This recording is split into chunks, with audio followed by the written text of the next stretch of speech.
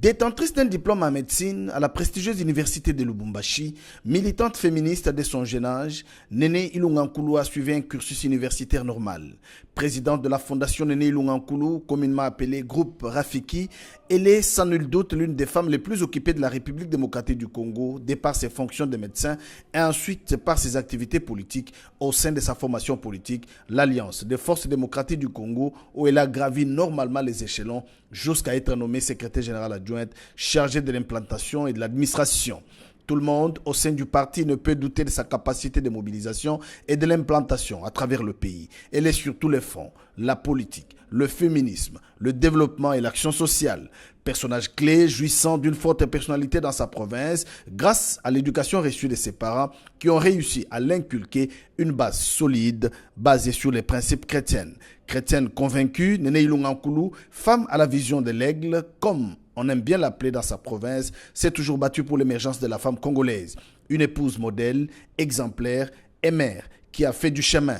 Élue normalement et sans contestation en 2011, elle devient à la faveur du découpage territorial le 29 octobre 2015 la plus jeune femme commissaire spéciale adjointe du gouvernement chargée des finances dans la province du Olomami, poste qu'elle défendra avec brio grâce à la maîtrise dans la gestion. Quelques mois plus tard, elle sera élue avec brio par les députés provinciaux du Olomami, vice-gouverneur. Cette fonctionnaire de carrière a laissé l'image d'une mère et épouse modèle dans sa province qu'elle aime tant. Le nom de Néné Ilunga-Nkulu est lié à la bonne éducation et à la probité morale irréprochable.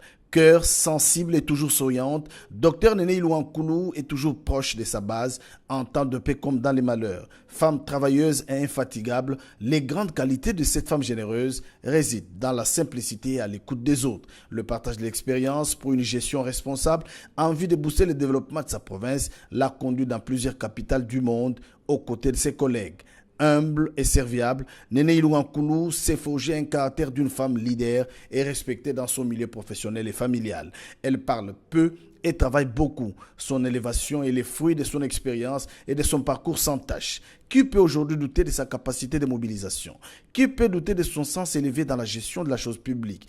Qui ne l'a pas vu mobiliser toute une province pour juste par l'élection? Chez les épouses des militaires, elle est respectée. Chez les démunis, n'en parlons pas. Néné Ilunga-Nkulu est bien écoutée. Défenseur de la cause de la femme, elle est dans plusieurs associations féminines engagées dans la défense des droits de la femme. Cette femme battante a été de tous les rendez-vous féministes internationaux de ces 15 dernières années. Elle collectionne les distinctions pour bons et loyaux services rendus à la nation, comme les diplômes d'honneur et des trophées. À Kinshasa, Lubumbashi, Kamina, comme dans sa Malemankulu natale, elle est surtout connue comme une femme de terrain. Son élection n'est fait l'ombre d'aucun doute. Il faut être Néné Ilunga-Nkulu pour bénéficier de mandatures successives de la confiance du peuple. Elle a battu campagne, comme tout le monde, avec ses méthodes à elle, la proximité avec sa base. Médecin de carrière, elle consacre toute sa vie au service des autres, oubliant même qu'elle est mère d'une grande famille.